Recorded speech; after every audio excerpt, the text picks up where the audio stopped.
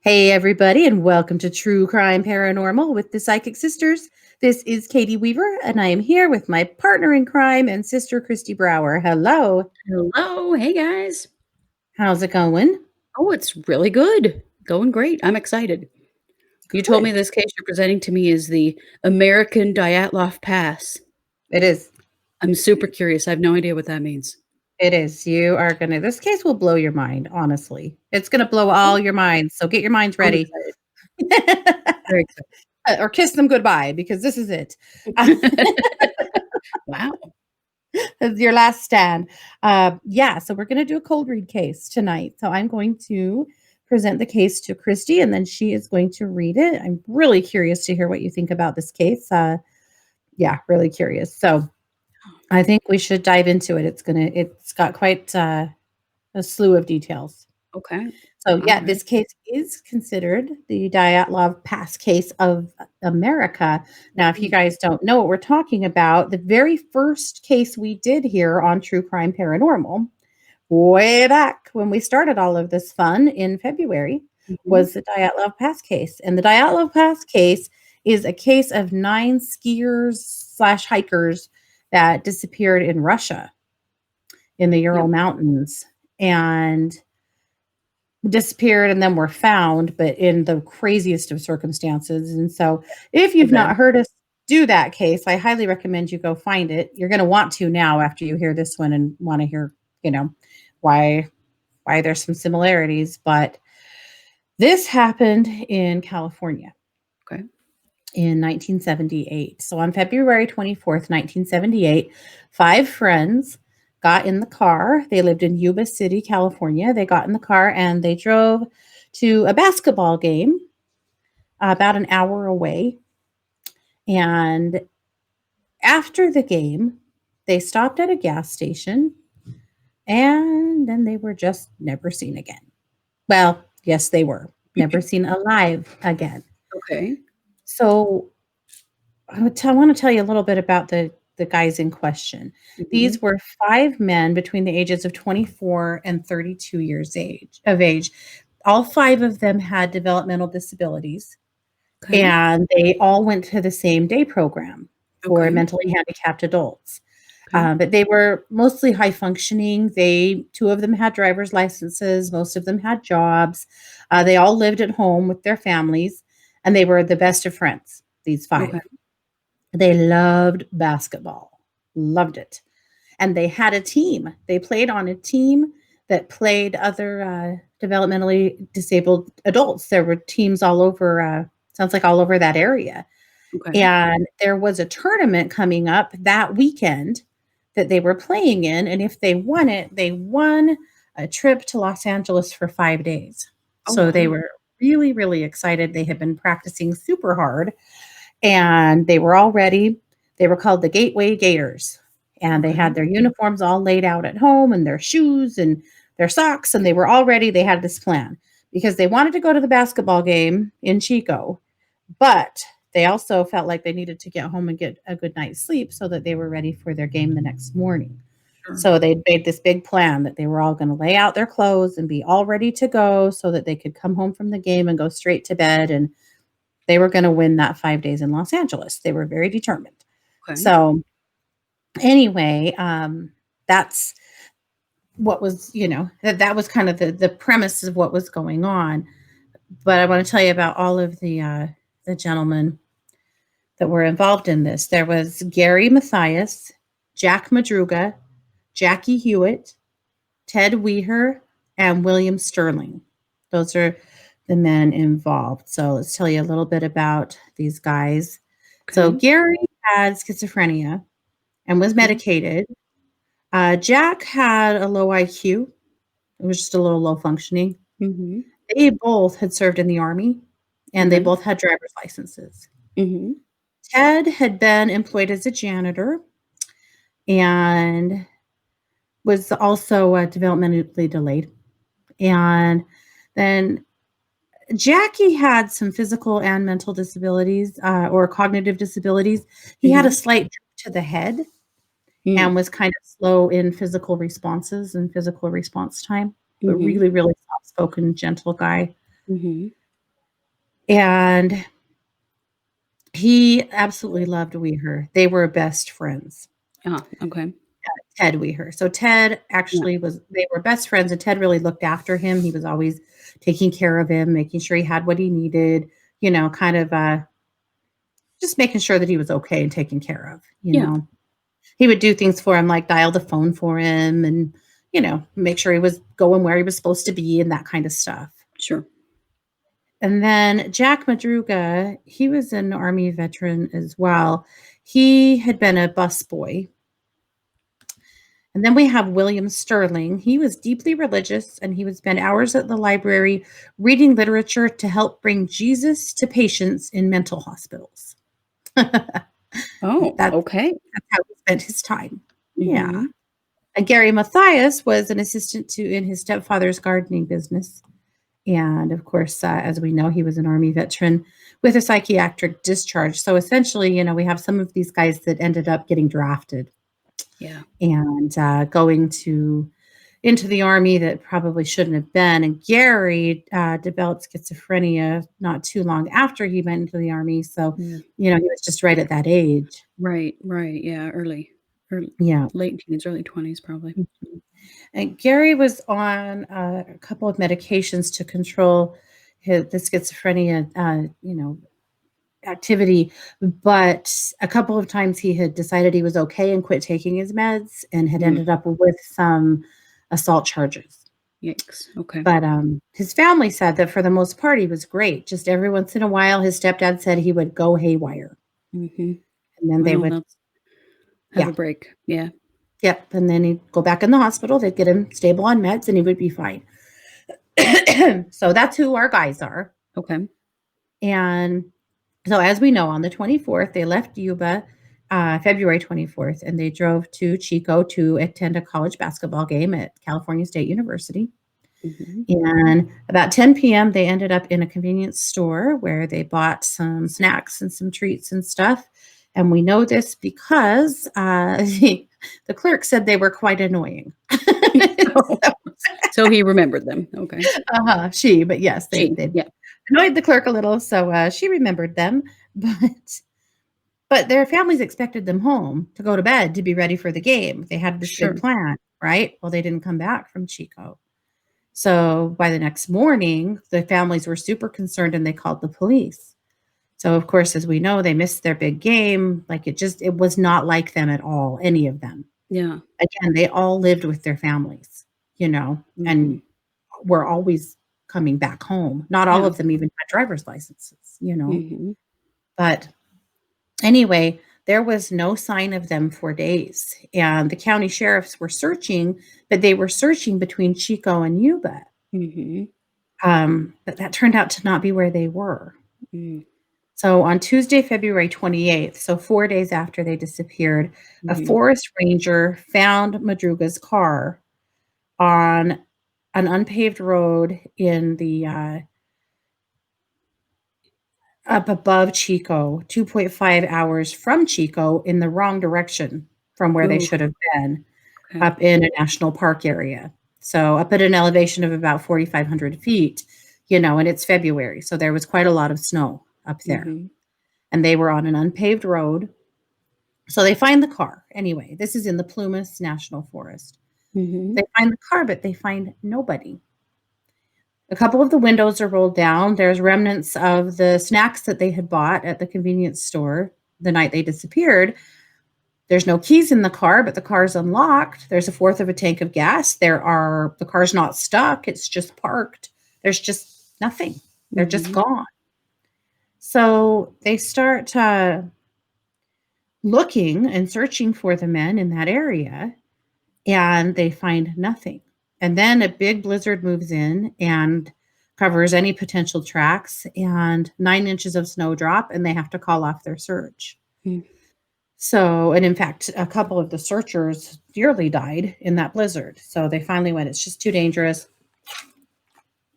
We have to stop looking. So they Yeah. did. So by this time, the story has hit the news, and people start knowing that they're looking for these missing men. Yeah. So then this guy named Joseph Shawns calls the police and says that he might have seen them. He was on that road at sometime between 11 and 12.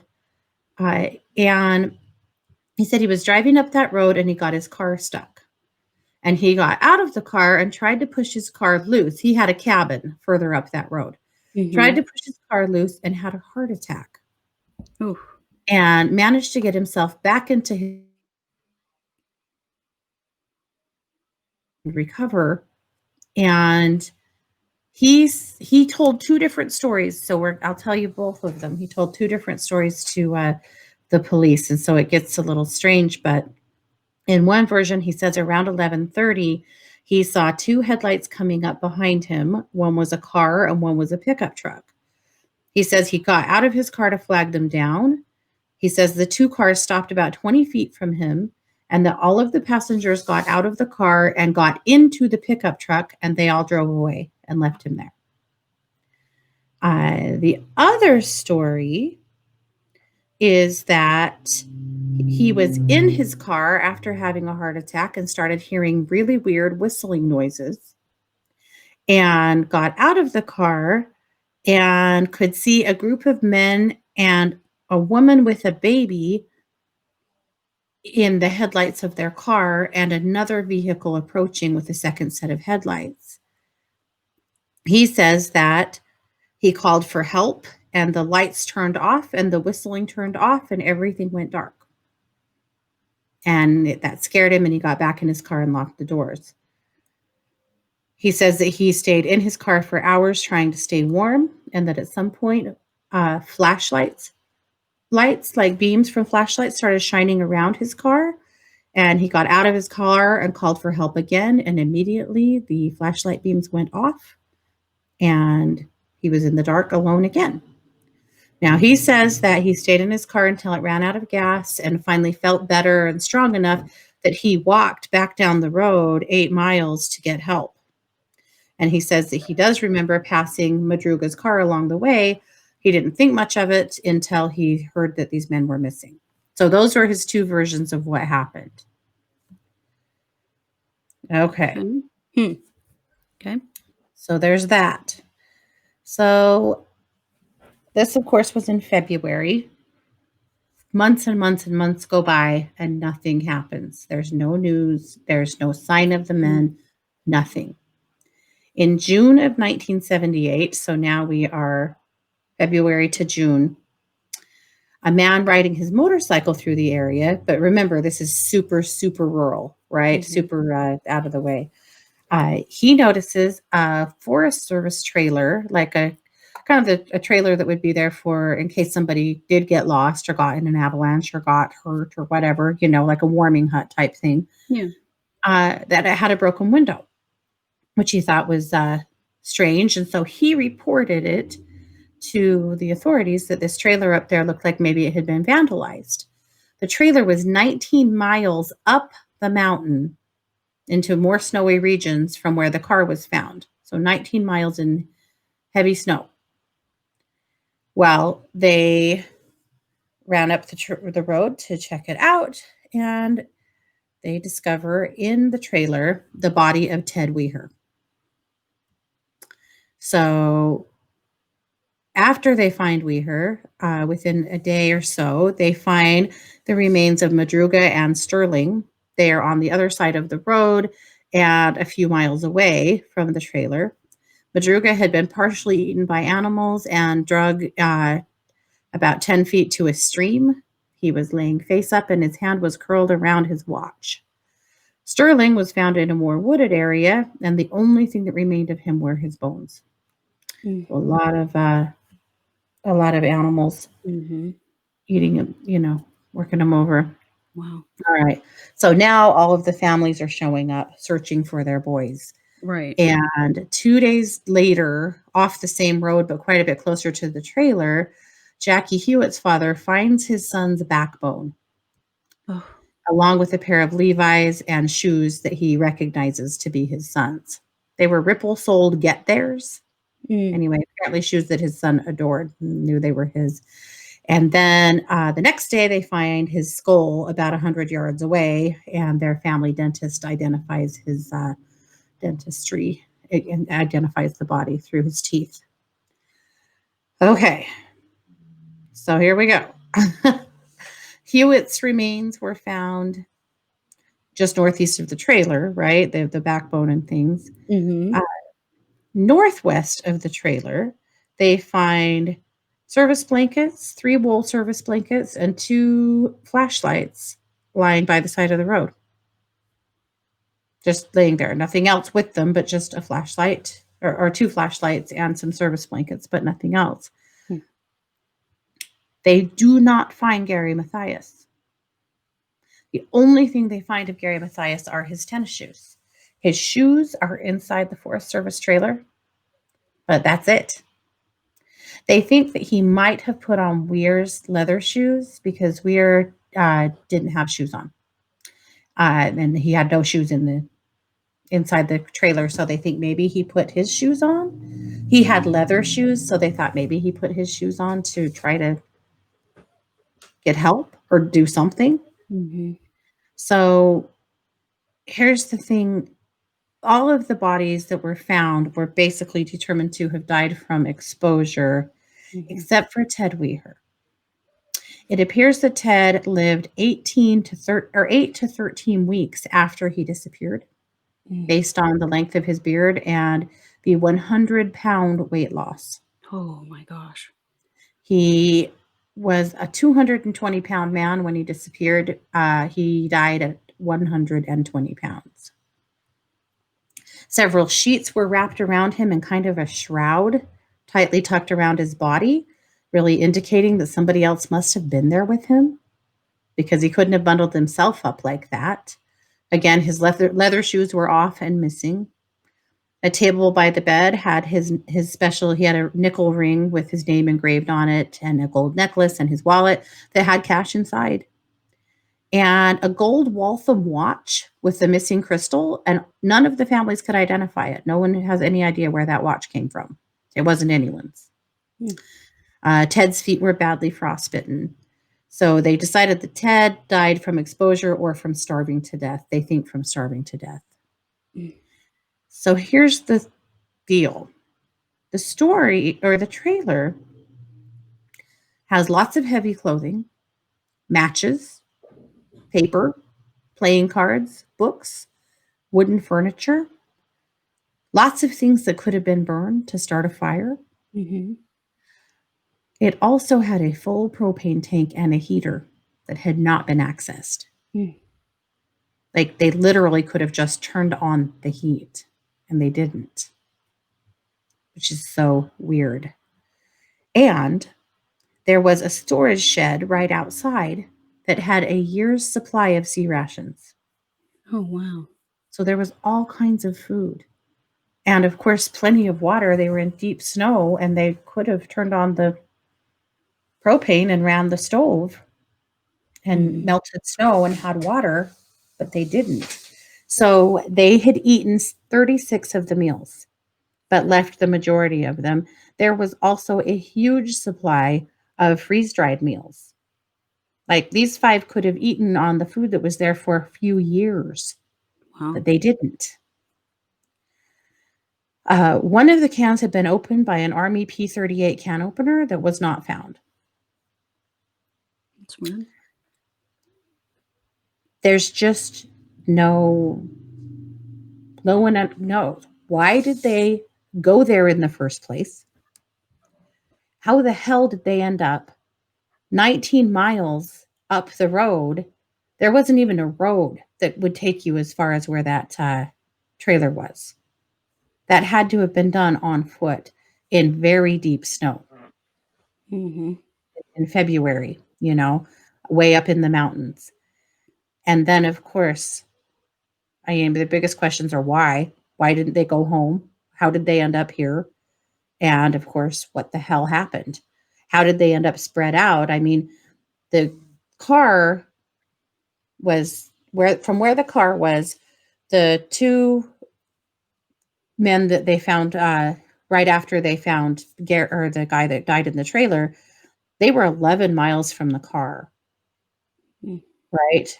The trailer was 19 miles from the car.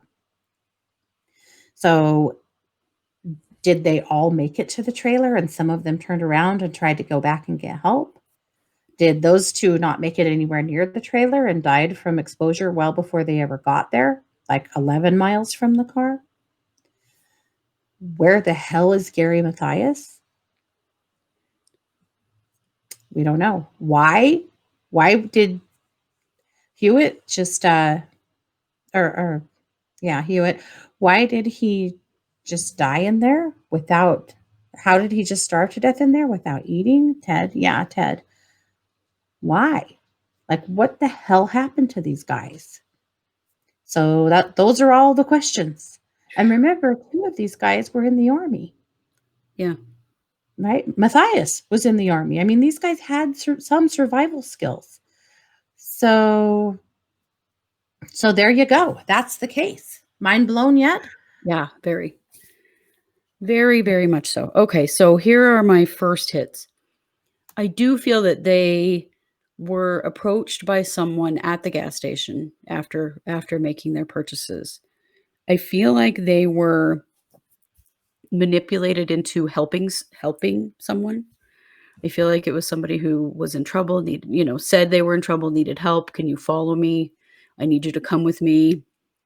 I just feel like they just felt like it was the right thing to do, maybe didn't really understand, but had this feeling, had this experience in which they were manipulated into following a person to where they went. They didn't go there Mhm. on their own volition. They didn't even know where they were.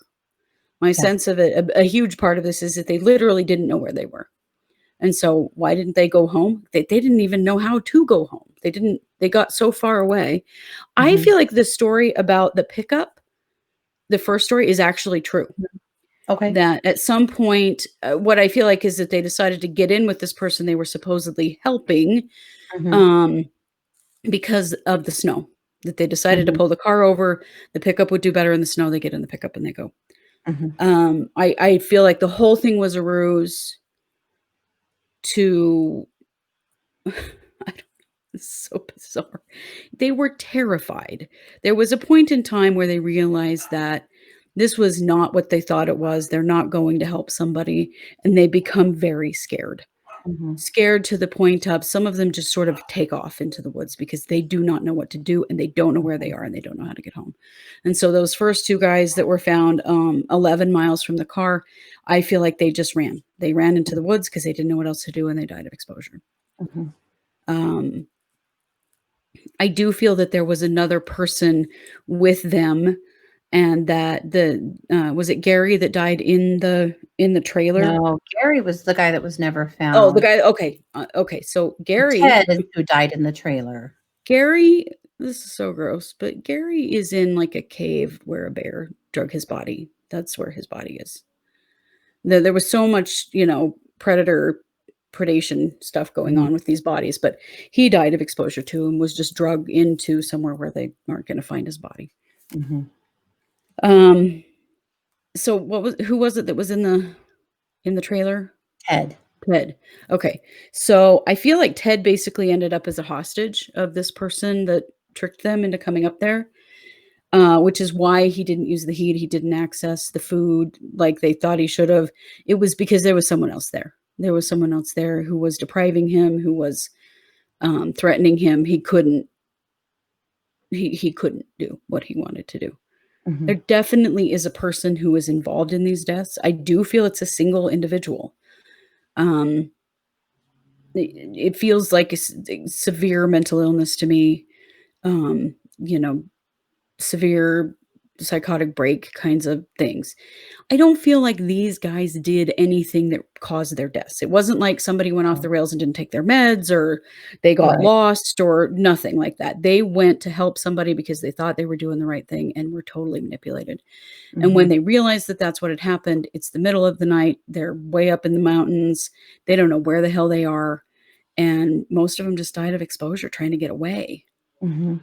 Ted ended up going to the trailer with this person and he was held hostage there and starved to death. Mhm. It's insane. It's completely insane.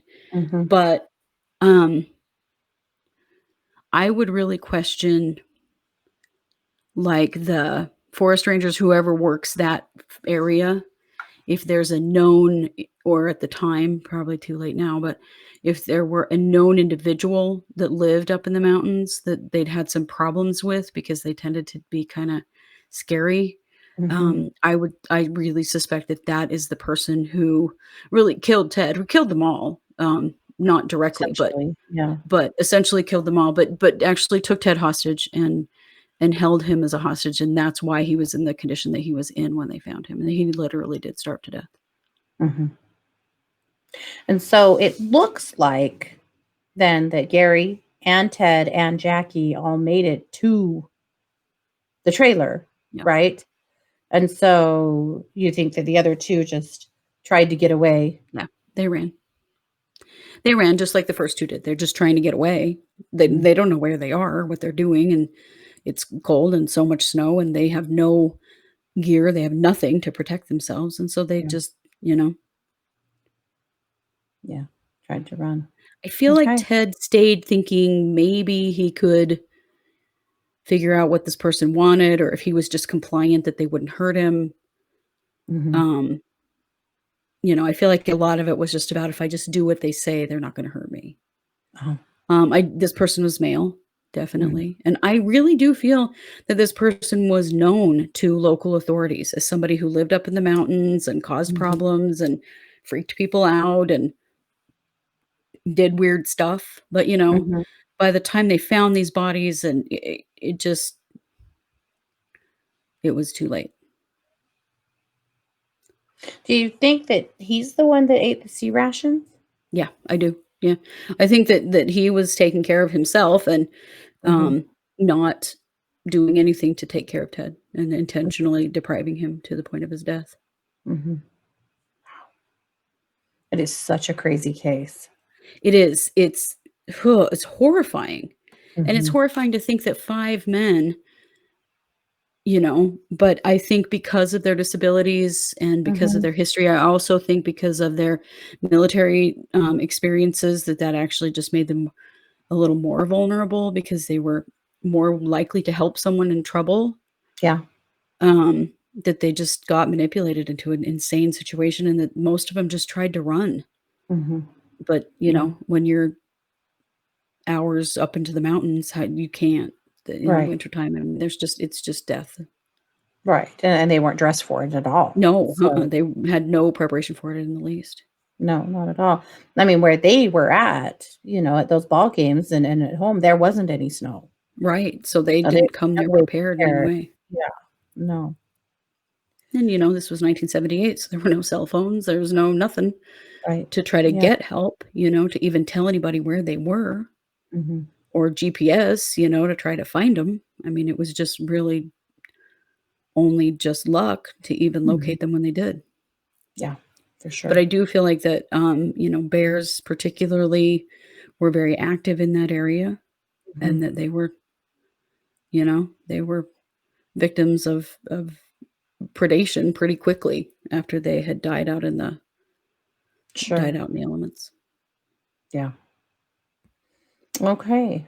Well, there you have it. So, again, if you Right. don't know why this is considered to be the American Dyatlov Pass, definitely go back to our very first episode on YouTube and watch or listen, of course, on a podcast to our Pass. Say that 10 times fast. Our Dyatlov Pass footage or coverage, and you'll understand that's why it's considered that. But Yeah, I can see why. I can definitely see why, but unfortunately, these men were so poorly equipped for their situation, because it just yeah. I mean, at least the hikers in the Dyatlov Pass, they were dressed for it. These guys weren't. No. No, and cognitively, I think some of them especially just were not No, up I to the I I task just of feel like they surviving up can't. there anyway. Yeah. Yeah, Yeah, very sad. It makes me so sad that 5 families of these men who were thriving, who were, yeah, had some challenges and some disabilities, but were doing great. It just makes me so sad to think about their big basketball game that they were so excited about and their brand new uniforms and yeah, all laid out with their socks and shoes and ready to go, and it's so sad. Yeah, it's yeah, just a it is. It's really sad. yeah. No one could have ever, I'm sure, I mean, I think they felt safe with, letting the guys drive these guys around and, they were living their lives. They were doing what they could do. I I mean, who's gonna, suspect that something like this might happen to their family member? It's just nobody No, would. no, of course not. Yeah. All righty. Well, there you have it. Well, thank you very much. That was a great assessment. What a case. Yeah. I guess the hot button to question is always, do you think it'll ever be solved? I don't know, I think that the person that actually caused all this is long dead. Yeah. I don't feel like they ever will solve it. Hmm. Yeah, agreed. All righty. Well, this has been another episode of True Crime Paranormal with the Psychic Sisters. You guys take care. And as always, like, follow, share, and we appreciate all of your support. I believe this is actually for our Patreon. So we want to thank all Okay. of our patrons for all of your support. You guys, I don't know how to say this other than a real dorky cliche way that you're the wind beneath our wings. It's true, it's true. But we do appreciate you guys very much, and we'll just keep on keeping on here. Yeah, thanks, guys. Thanks, guys. Take care.